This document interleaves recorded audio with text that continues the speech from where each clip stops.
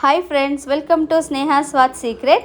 ನಾನಿವತ್ತು ನಿಮಗೆ ಬಾಯಿಗೆ ಹಾಕಿದ್ರೆ ಕರ್ಗೋಗೋ ಅಂಥ ಬೆಣ್ಣೆ ಥರ ಇರುವಂತಹ ಮೃದುವಾದ ಸಾಫ್ಟ್ ಆಗಿರುವಂಥ ಮಲ್ಲಿಗೆ ತಟ್ಟೆ ಇಡ್ಲಿ ಹೇಗೆ ಮಾಡೋದು ಅಂತ ತೋರಿಸ್ಕೊಡ್ತೀನಿ.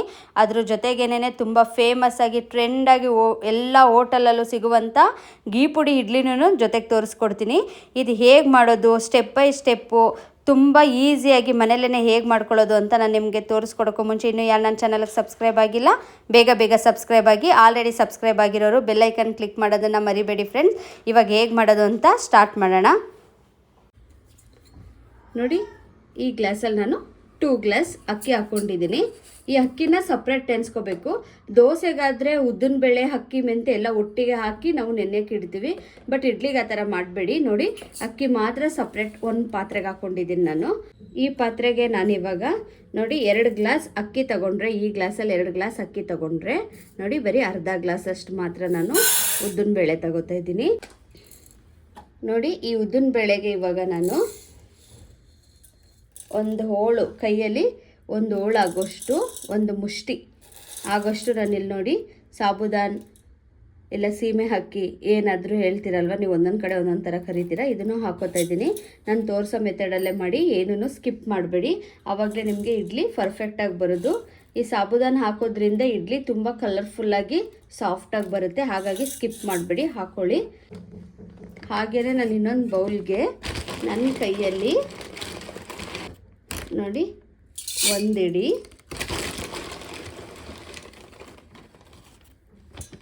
ಎರಡು ಇಡಿ ಆಗುವಷ್ಟು ಅವಲಕ್ಕಿನ ಹಾಕ್ಕೊಂಡಿದ್ದೀನಿ. ಇವಾಗ ಅವಲಕ್ಕಿ ಹಾಕಿದ್ಮೇಲೆ ಇದನ್ನು ಸಪ್ರೇಟ್ ಸೈಡ್ಗೆ ಇಟ್ಕೊತೀನಿ. ನಾನು ರುಬ್ಬೋದು 1 ಅವರ್ ಅಂತ ಮಾತ್ರ ಇದನ್ನು ವಾಶ್ ಮಾಡಿ ನೆನೆಯಕ್ಕೆ ಇಡ್ತೀನಿ. ಬಟ್ ಇವಾಗ ನಾನು ಮೆಜರ್ಮೆಂಟ್ಗೋಸ್ಕರ ನಾನು ಇವಾಗ ನಿಮಗೆ ತೋರಿಸ್ತಾ ಇದ್ದೀನಿ ಅಷ್ಟೇ. ಬಟ್ ಆದರೆ ಈ ಅಕ್ಕಿ ಮತ್ತು ಉದ್ದಿನಬೇಳೆ ಎರಡೂ ಸಪ್ರೇಟು ಚೆನ್ನಾಗಿ ಕ್ಲೀನಾಗಿ ವಾಶ್ ಮಾಡಬೇಕು.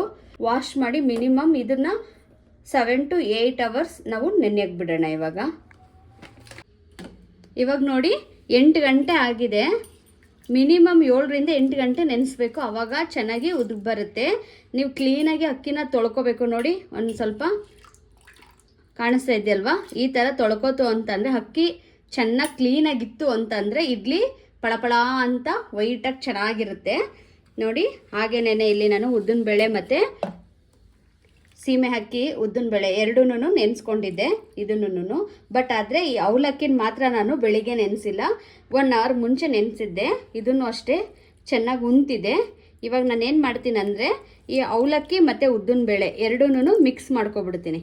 ಮಿಕ್ಸ್ ಮಾಡಿಕೊಂಡು ಉದ್ದಿನಬೇಳೆ ಅವಲಕ್ಕಿ ಜೊತೆಗೆ ರುಬ್ತೀನಿ, ಅಕ್ಕಿನ ಸಪ್ರೇಟ್ ರುಬ್ತೀನಿ. ಯಾಕಂದರೆ ಉದ್ದಿನಬೇಳೆ ಫುಲ್ಲು ನೈಸಾಗಿರಬೇಕು, ಅಕ್ಕಿ ಮಾತ್ರ ನೈಸ್ ಆಗಬಾರ್ದು. ಇಡ್ಲಿಗೆ ಸ್ವಲ್ಪ ರವೆ ಥರ ತರಿ ಇರಬೇಕು. ಹಾಗಾಗಿ ನಾನು ಅಕ್ಕಿ ಉದ್ದಿನಬೇಳೆ ಎರಡೂ ಸಪ್ರೇಟ್ ರುಬ್ಕೋತೀನಿ.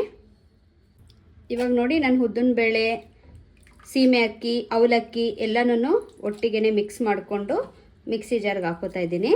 ಹಾಕ್ಕೊಂಡು ಇದನ್ನು ಫುಲ್ ಫೈನ್ ಪೇಸ್ಟ್, ಫುಲ್ ನೈಸಾಗಿ ರುಬ್ಕೊಬರ್ತೀನಿ. ಇವಾಗ ಇದನ್ನು ನೋಡಿ, ನಿಮಗೆ ಕಾಣಿಸ್ತಾ ಇದೆಯಾ, ಫುಲ್ ಫೈನ್ ಪೇಸ್ಟ್ ಆಗಿದೆ. ಈ ಥರ ಸ್ವಲ್ಪ ಆಮೇಲೆ ತೆಳು ರುಬ್ಕೋಬೇಡಿ, ಆದಷ್ಟು ಗಟ್ಟಿಗೆ ರುಬ್ಕೊಳ್ಳಿ. ದೋಸೆಗಾದರೆ ಸ್ವಲ್ಪ ತೆಳು ಇದ್ರೂ ನಡೆಯುತ್ತೆ, ಇಡ್ಲಿಗೆ ಸ್ವಲ್ಪ ಗಟ್ಟಿನೇ ಇರಬೇಕು. ನೋಡಿ, ಈ ಮೆಜರ್ಮೆಂಟ್ ತುಂಬ ಗಟ್ಟಿನೂ ಅಲ್ಲ ತುಂಬ ತೆಳುನೂ ಅಲ್ಲ.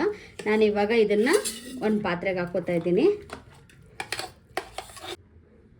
ಇವಾಗ ನೋಡಿ, ಉಳಿದಿರೋ ಅಂಥದ್ದನ್ನು ಇದೇ ಜಾರಿಗೆ ಹಾಕ್ಕೊಂಡು ನಾನು ಕ್ಲೀನಾಗಿ ರುಬ್ಕೋತೀನಿ. ಆಮೇಲೆ ಇನ್ನೊಂದು ಏನಂತಂದರೆ ಫ್ರೆಂಡ್ಸ್, ನೀವು ಇಡ್ಲಿ ನೆನೆಸ್ತೀರಾ ರುಬ್ತೀರಾ, ಬಟ್ ಆದರೆ ಇಡ್ಲಿ ಉಬ್ಬಲ್ಲ. ಇಡ್ಲಿ ದೋಸೆ ಉಬ್ಬಿದ್ರೇ ಚೆನ್ನಾಗಿ ಬರೋದು. ಬಟ್ ಆದರೆ ಉಬ್ಬಲಿಲ್ಲ ಅಂತಂದರೆ ಸೋಡಾ ಏನಾದರೂ ಹಾಕಬೇಕಾಗತ್ತೆ, ಇಲ್ಲ ಅಂತಂದರೆ ಚೆನ್ನಾಗಿ ಬರಲ್ಲ ಅಂತ ನೀವು ಅನ್ಕೋತೀರಲ್ವಾ. ಅದಕ್ಕೆ ನಾನು ಒಂದು ಒಳ್ಳೆ ಟಿಪ್ ಏನಂತ ಅಂದರೆ, ನೀವು ಇಡ್ಲಿ ದೋಸೆ ಏನೇ ನೆನೆಸಿದ್ರೂ ನೀವು ಯಾವ ನೀರು ಹಾಕ್ಕೊಂಡು ರುಬ್ತೀರಾ ಅದೇ ನೀರನ್ನ ಒಟ್ಟಿಗೆ ಹಾಕಿ ತೊಳೆದ್ಮೇಲೆ ನೆನೆಸ್ಬಿಡಿ. ನೆನೆಸಿ ಬೆಳಿಗ್ಗೆಯಿಂದ ಸಂಜೆವರೆಗೆ ಅಕ್ಕಿ ಜೊತೆಗೆ ಈ ನೀರು ಇರುತ್ತಲ್ವ, ಈ ನೀರು ಹಾಕ್ಕೊಂಡೇ ನೀವು ರುಬ್ಬೋದ್ರಿಂದ, ಫ್ರೆಶ್ ಆಗಿರೋ ನೀರು ಹಾಕ್ತೇನೆ, ನೆನೆಸಿರೋ ನೀರು ಹಾಕಿ ರುಬ್ಬೋದ್ರಿಂದ ಇಡ್ಲಿ ದೋಸೆ ಸೂಪರಾಗಿ ಸಂಪನ್ನ ಚೆನ್ನಾಗಿ ಉಬ್ಬುತ್ತೆ. ನಿಮಗೆ ಬ್ಯಾಟರ್ ಸೂಪರಾಗಿರುತ್ತೆ. ಆವಾಗ ಈ ಟಿಪ್ನ ನೀವು ಫಾಲೋ ಮಾಡಿ, ಪರ್ಫೆಕ್ಟಾಗಿ ನೀವು ಚೆನ್ನಾಗಿ ಉಬ್ಬೋ ಅಂಥ ಸಂಪನ್ನ ನೀವು ಮನೇಲೇ ಮಾಡ್ಕೋಬೋದು. ನಾನು 2ನೇ ಬಾರಿ ರುಬ್ಬಿರೋ ಅಂಥದ್ದನ್ನು ಇಲ್ಲಿಗೆ ಹಾಕ್ಕೊಂಡಿದ್ದೀನಿ. ಇವಾಗ ಇದೇ ಜಾರ್ಗೆ ನಾನು ಅಕ್ಕಿ ಹಾಕೋತಾ ಇದ್ದೀನಿ. ಅಕ್ಕಿನ ನಾನು ಆವಾಗಲೇ ಹೇಳಿದ್ದೀನಲ್ವ, ಎಷ್ಟು ಸಾಧ್ಯನೋ ಅಷ್ಟು ತರಿಯಾಗೆ ರುಬ್ಕೊಳ್ಳಿ. ನೋಡಿ ಹಾಕ್ಕೊಂಡಿದ್ದೀನಿ. ಇವಾಗ ಇದನ್ನು ರುಬ್ಕೊಂಡು ಕ್ಲೀನಾಗಿ ತೊಗೊಂಡು ಬರ್ತೀನಿ. ನೋಡಿ ನಿಮಗೆ ಕಾಣಿಸ್ತಾ ಇರ್ಬೋದು, ಸ್ವಲ್ಪ ಸ್ವಲ್ಪ ರವೆ ರವೆ ರವೆ ಥರ ಇದೆ. ಈ ಥರ ನೀವು ರುಬ್ಕೋಬೇಕು, ತುಂಬ ನೈಸ್ ಮಾಡ್ಕೋಬೇಡಿ. ಇಷ್ಟಾದರೆ ಇದು ಪರ್ಫೆಕ್ಟಾಗಿ ಆಗಿದೆ. ನೋಡಿ ಇದಕ್ಕೇನೆ ನಾನು ಈ ರುಬ್ಬಿರೋ ಅಂಥದ್ದನ್ನು ಹಾಕೋತಾ ಇದ್ದೀನಿ. ಹಾಗೆ ಮಿಕ್ಕಿರೋದೆಲ್ಲ ರುಬ್ಕೊಡ್ತೀನಿ ಇವಾಗ. ನೋಡಿ ಇವಾಗ ನಾನು ಎಲ್ಲ ಅಕ್ಕಿನೂ ರುಬ್ಬಿಲ್ಲಿಗೆ ಹಾಕ್ಕೊಂಡಿದ್ದೀನಿ. ನಿಮಗೆ ಕಾಣಿಸ್ತಾ ಇರ್ಬೋದು ಎಷ್ಟು ಗಟ್ಟಿಗೆ ಚೆನ್ನಾಗಿ ಬಂದಿದೆ. ಈ ಟೈಮಲ್ಲಿ ನಾನು ನೋಡಿ ಒಂದು ಸ್ವಲ್ಪನೇ ಸ್ವಲ್ಪ, ನೀವು ಯಾವ ಉಪ್ಪಾದರೂ ಹಾಕೊಳ್ಳಿ, ಸಾಲ್ಟ್ ಆದರೂ ಹಾಕೋಬೋದು, ಕಲ್ಲುಪ್ಪಾದರೂ ಹಾಕೋಬೋದು. ನಾನು ನೋಡಿ ಒಂದು ಸ್ವಲ್ಪನೇ ಸ್ವಲ್ಪ ಕಲ್ಲುಪ್ಪು ಹಾಕೋತಾ ಇದ್ದೀನಿ. ಕಲ್ಲುಪ್ಪು ಹಾಕ್ಬಿಟ್ಟು ಚೆನ್ನಾಗಿ ಒಂದಕ್ಕೊಂದು ಅಕ್ಕಿ ಉದ್ದಿನ ಬೇಳೆ ಎಲ್ಲ ಚೆನ್ನಾಗಿ ಹೊಂದ್ಕೋಬೇಕು. ಆ ಥರ ಕ್ಲೀನಾಗಿ ಮಿಕ್ಸ್ ಮಾಡೋಣ. ಇವಾಗ ನೋಡಿ ಇದು ಗಟ್ಟಿಯಾಗೇ ಇದೆ ಒಂದು ಸ್ವಲ್ಪ. ಅದಕ್ಕೆ ನಾನು ಒಂದು ಸ್ವಲ್ಪ ಇಲ್ಲಿ ಜಾರ್ಗೆನೆ ನೀರು ಹಾಕ್ಕೊಂಡು ಇಲ್ಲಿ ಹಾಕೋತಾ ಇದ್ದೀನಿ. ಹಾಕ್ಬಿಟ್ಟು ಚೆನ್ನಾಗಿ ಮಿಕ್ಸ್ ಮಾಡಿ ಇದನ್ನು ಓವರ್ನೈಟ್ ಹಾಗೆ ಬಿಟ್ಬಿಟ್ರೆ ಬೆಳಿಗ್ಗೆ ಇಡ್ಲಿ ಮಾಡೋಕ್ಕೆ ನಮ್ಮ ಸಂಪಣ ರೆಡಿ ಆಗುತ್ತೆ. ಇವಾಗ ಆಗಿದೆ ಇದು. ಇವಾಗ ನೋಡಿ ರಾತ್ರಿಯಿಂದ ನಾನು ಇದನ್ನು ಹಾಗೆ ಬಿಟ್ಟಿದ್ದೆ. ಇಡ್ಲಿ ಬ್ಯಾಟರ್ ನೋಡಿ ಎಷ್ಟು ಪರ್ಫೆಕ್ಟಾಗಿ ಕ್ಲೀನಾಗಿ ಉಬ್ಬಿ ಬಂದಿದೆ. ನಾನು ಇದಕ್ಕೆ ಯಾವುದೇ ರೀತಿ ಸೋಡಾ ಬೇಕಿಂಗ್ ಪೌಡರ್ ಏನನ್ನು ಮಿಕ್ಸ್ ಮಾಡಿಲ್ಲ. ನ್ಯಾಚುರಲ್ ಆಗಿ ಅದೇ ಉಬ್ಬಿ ಬಂದಿದೆ. ಈ ಥರ ಉಬ್ಬು ಬಂದಷ್ಟು ಇಡ್ಲಿ ತುಂಬ ಚೆನ್ನಾಗಿ ಬರುತ್ತೆ. ಇವಾಗ ನಾನು ಇದನ್ನು ಸೈಡ್ಗೆ ಇಟ್ಕೋತಾ ಇದ್ದೀನಿ. ನಾನು ತಟ್ಟೆ ಇಡ್ಲಿ ಮಾಡ್ತಾ ಇರೋದ್ರಿಂದ ತಟ್ಟೆ ಇಡ್ಲಿ ಸ್ಟ್ಯಾಂಡ್ ತಗೊಂಡಿದ್ದೀನಿ. ಈ ಸ್ಟ್ಯಾಂಡ್ನ ಒಂದೊಂದೇ ಬಿಚ್ಚಿಟ್ಕೊಂಡು ನೋಡಿ ಈ ತಟ್ಟೆ ಇಡ್ಲಿ ಪ್ಲೇಟ್ಸ್ಗೆಲ್ಲ ಸ್ವಲ್ಪನೇ ಆಯಿಲ್ ಹಾಕೋಬೇಕು. ಫಸ್ಟು ಎಲ್ಲದಕ್ಕೂ ಕ್ಲೀನಾಗಿ ಆಯಿಲ್ ಅಪ್ಲೈ ಮಾಡ್ಕೊಬಿಡೋಣ. ಇವಾಗ ನೋಡಿ ನಾನು ಎಲ್ಲ ಪ್ಲೇಟ್ಸ್ಗೂ ಕ್ಲೀನಾಗಿ ಆಯಿಲ್ ಅಪ್ಲೈ ಮಾಡ್ಕೊಂಡಿದ್ದೀನಿ. ನೋಡಿ ನಿಮಗೆ ಕಾಣಿಸ್ತಾ ಇದೆ ಅಲ್ವಾ, ಕ್ಲೀನಾಗಿ ಹಚ್ಕೊಳ್ಳಿ. ಇವಾಗ ಈ ಪ್ಲೇಟ್ಗೆ ನಾನು ನೋಡಿ ತುಂಬ ಹಾಕೋಬಾರ್ದು. ತಟ್ಟೆ ಇಡ್ಲಿ ಮಾಡುವಾಗ ತಟ್ಟೆ ತುಂಬ ಹಾಕೋಬಾರ್ದು. ಫಸ್ಟ್ ಟೈಮ್ ಮಾಡೋರಿಗೆ ನಾನು ಹೇಳ್ತಾ ಇರೋದು. ನೋಡಿ ಜಸ್ಟು ಒಂದೇ ಒಂದು ಸೌಟ್ ಆದರೆ ಸಾಕು. ಹಾಕ್ಕೊಂಡು ನೋಡಿ ಈ ಥರ ಸ್ಪ್ರೆಡ್ ಮಾಡ್ಕೊಬಿಡಿ. ನೋಡಿ ಇನ್ನೂ ಮೇಲ್ಗಡೆ ನಿಮಗೆ ಗ್ಯಾಪ್ ಕಾಣಿಸ್ತಾ ಇದೆಯಾ? ತಟ್ಟೆಲಿ ಇಷ್ಟು ಗ್ಯಾಪ್ ಇರಬೇಕು. ಯಾಕಂದರೆ ಇದು ಇಡ್ಲಿ ಒಂದು ಸ್ವಲ್ಪ ಉಬ್ಬಿದ್ರೆ ಅವಾಗ ಸರಿ ಹೋಗುತ್ತೆ. ನೀವು ತುಂಬ ಹಾಕೋಬಿಟ್ರೆ ತಟ್ಟೆಯಿಂದ ಹೊರಗೆ ಚೆಲ್ಲೋಗ್ಬಿಡುತ್ತೆ. ಇವಾಗ ಈ ಥರನೇ ನಾನು ಎಲ್ಲ ಪ್ಲೇಟ್ಸ್ಗೂ ಹಾಕೋತೀನಿ. ಇವಾಗ ನಿಮಗೆ ಕಾಣಿಸ್ತಾ ಇದೆಯಾ? ನಾನು ಎಲ್ಲ ಪ್ಲೇಟ್ಸ್ಗೂ ಹಾಗೇ ಬರೀ ಅರ್ಧ ಅರ್ಧ ಮಾತ್ರ ಹಾಕ್ಕೊಂಡಿದ್ದೀನಿ. ಇವಾಗ ಈ ಇಡ್ಲಿ ಸ್ಟ್ಯಾಂಡ್ಗೆ ನೋಡಿ ಕಾಣಿಸ್ತಾ ಇದೆಯಲ್ವಾ, ಒನ್ ಬೈ ಒನ್ ನಾನು ಇಡ್ತಾ ಹೋಗ್ತೀನಿ.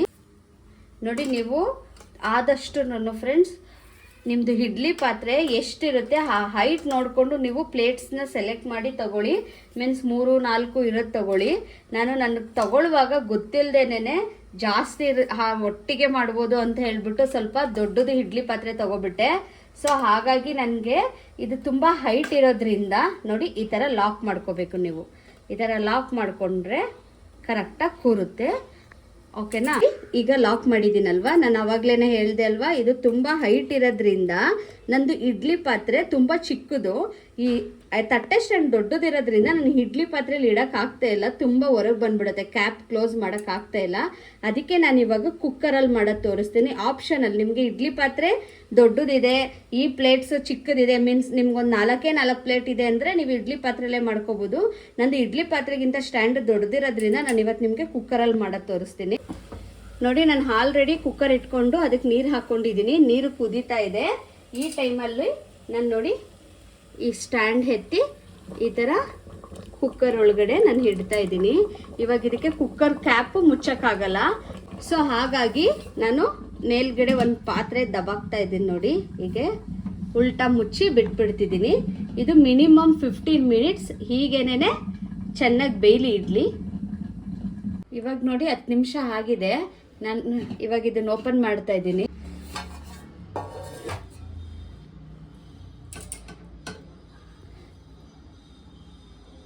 ನೋಡಿ ನಿಮಗೆ ಕಾಣಿಸ್ತಾ ಇರ್ಬೋದು ಎಷ್ಟು ಚೆನ್ನಾಗಾಗಿದೆ. ಅದಕ್ಕೇ ಹೇಳಿದ್ದು ನಾನು ಸ್ವಲ್ಪನೇ ಹಾಕ್ಕೊಳ್ಳಿ, ಅದು ಉಬ್ಬುತ್ತೆ ಸರೋಗುತ್ತೆ ಅಂತ ಹೇಳಿಬಿಟ್ಟು. ನೋಡಿ ನಾನು ಒಂದೊಂದೇ ಓಪನ್ ಮಾಡ್ತಾ ಇದ್ದೀನಿ. ನಿಮಗೆ ಕಾಣಿಸ್ತಾ ಇರ್ಬೋದು ಎಷ್ಟು ಸಾಫ್ಟಾಗಿ ಆಗಿದೆ. ಒಂದು ಸ್ವಲ್ಪನೂ ಕೈಗೆ ಅಂಟ್ತಾ ಇಲ್ಲ, ಪರ್ಫೆಕ್ಟಾಗಿ ಬಂದಿದೆ ಇಡ್ಲಿಗಳು. ನಾನೆಲ್ಲ ಪ್ಲೇಟ್ಸನ್ನು ತೆಗೆದಿಟ್ಕೋತಾ ಇದ್ದೀನಿ.